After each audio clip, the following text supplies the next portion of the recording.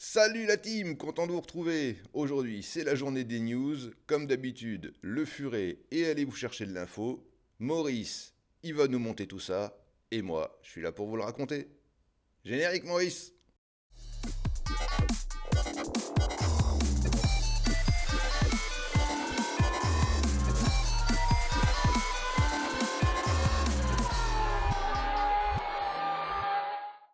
Et on commence ces news par de la F1.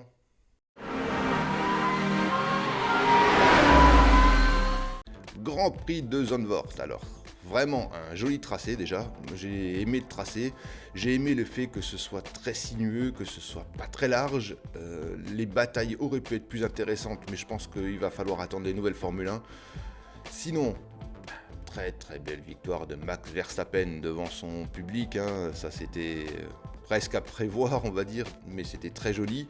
Ce que j'ai apprécié aussi, c'est qu'on a pu voir enfin une stratégie autre que simplement un undercut, et ça c'était notamment chez Mercedes, le fait de laisser Bottas pour essayer de ralentir. Ça n'a pas marché, mais c'était très sympa de voir un peu plus de stratégie. Voilà, à part ça, malheureusement, le même problème à peu près tout le temps, c'est les F1 modernes ne sont plus aussi attractives sur un circuit. Va falloir changer ça, on va attendre 2022, on va voir s'il sera un peu mieux, et on va voir ce qui va se passer ce week-end à Monza, qui s'annonce déjà piquant. News suivante. Que se passe-t-il du côté de chez Haas ? Rien concernant les voitures puisqu'elles n'ont pas évolué depuis près de 2 ans, mais les deux pilotes doivent commencer à faire des cheveux blancs à Günther Steiner. D'ailleurs, je lance tout de suite le hashtag Mais où est Günther ?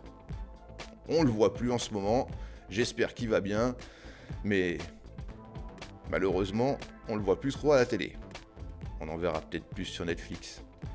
Et je reviens donc aux cheveux blancs de Günther parce que l'ambiance n'est vraiment pas au rendez-vous, ni sur la piste, ni en dehors de la piste, entre les deux pilotes Haas. Au Grand Prix de Zandvoort, ça a failli coûter très très cher à Sébastien Vettel, qui grâce à ses réflexes a évité, mais alors vraiment de justesse, une collision avec les deux stars du plateau. La réalité bat son plein, et Mick Schumacher, qui a voulu un peu bloquer l'élan de Mazepin lors de ses tours, a encore mis un peu d'huile sur le feu. Mazepin, lui, ne fait pas grand-chose pour aller dans un autre sens que dans celui dans lequel tout va, c'est-à-dire le bordel directement. Il y a des plaintes qui vont commencer à tomber. On parle un peu plus de Haas et de Mazepin dans la zone rouge. Info suivante.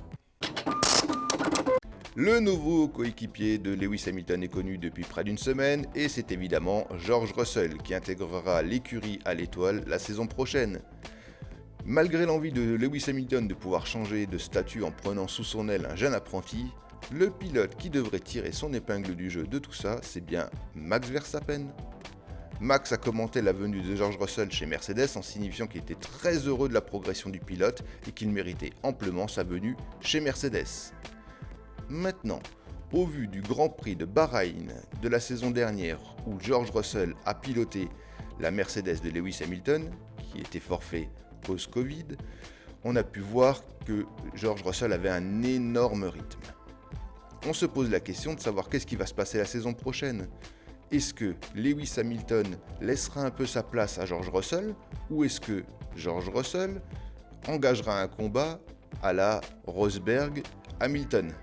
Si c'est le cas, c'est bien Max Verstappen qui pourrait tirer son épingle du jeu en récupérant les points dans la bataille. De toute façon, George Russell a déjà signifié qu'il ne serait pas Valtteri Bottas et qu'il ne serait pas un numéro 2. On va voir ce que ça va donner. Info à suivre. Alors, petite dédicace de la part de Red Bull pour Mercedes. Les deux écuries commencent à se faire des papouilles, puisque Christian Horner et Max Verstappen ont salué tous les deux le fair play de l'écurie allemande et notamment de son pilote Valtteri Bottas, qui n'a vraiment pas bloqué Max Verstappen au Grand Prix de Zandvoort, qui lui a ouvert la trajectoire et permettant ainsi aux Néerlandais de dépasser aisément la W12. Retour de petites papouilles de Mercedes et de Toto Wolff qui remercient le fair play de Perez face à Lewis. Eh ben, l'histoire aurait pu s'arrêter là, mais voilà, qu'est-ce qui se passe? On a un Alexander Albon qui est maintenant officiellement chez Williams.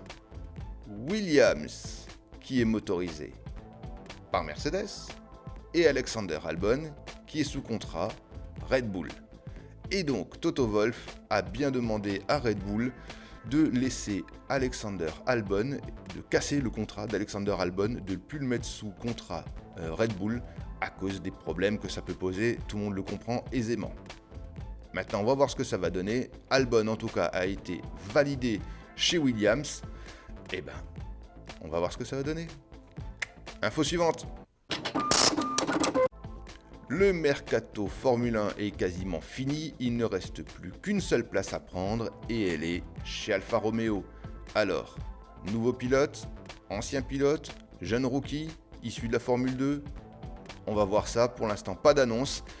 On espère avoir quelque chose d'ici 15 jours, pour histoire qu'on sache un peu plus ce qui se passe dans l'écurie Alfa Romeo. Le premier pilote a été validé et c'est Valtteri Bottas. Info suivante. Formule 2, Théo Pourchaire a remporté la deuxième course au Grand Prix de Monza. La Marseillaise, encore une fois, que c'est beau à entendre sur un podium. Allez, info suivante.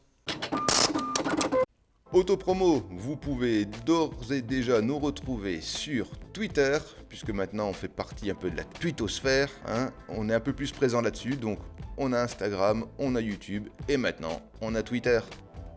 Allez, on passe à la zone rouge.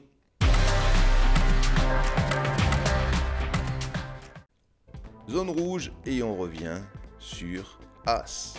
Mais que fait la FIA? Est-ce que Nikita Mazepin a encore des points sur son permis? 5 pilotes, 5 ont failli subir ont failli faire des cartons dus au changement de trajectoire de ce pilote, soi-disant professionnel. Là vraiment, faut se poser la question. Est-ce qu'il est vraiment pro? On ne peut pas se permettre de faire ça à 300 km/h. On arrête les grands prix parce qu'il y a une voiture qui est légèrement sur le côté, on met le drapeau rouge et on laisse un gamin faire n'importe quoi avec des F1. N'importe quoi, il fait presque de l'auto-tamponneuse. On ne peut pas se permettre de faire ça. C'est pas possible, on ne peut pas le laisser continuer à faire ça. Soit il commence à rouler proprement, qu'il apprenne et qu'il fasse des erreurs. Soit, c'est normal.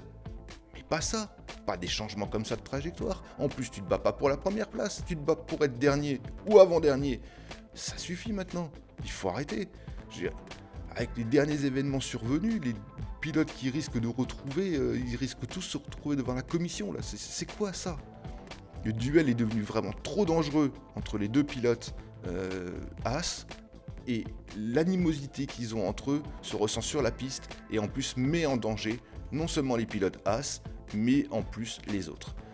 La FIA, faut vraiment qu'elle fasse quelque chose parce que ça ne va plus et c'est pas une question d'argent. Bien sûr, il est milliardaire ou papa est milliardaire, il peut poser le pognon, mais quand même, il y a des trucs, une vie, ça vaut pas de l'argent. Voilà, faites attention, vous gâchez tout et en plus, on risque très gros.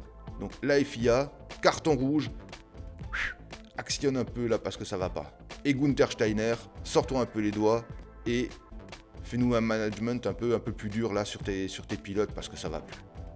Tu mets tout le plateau en danger. Bon, c'est un peu un coup de gueule un peu fort, mais c'est la zone rouge, elle est là pour ça.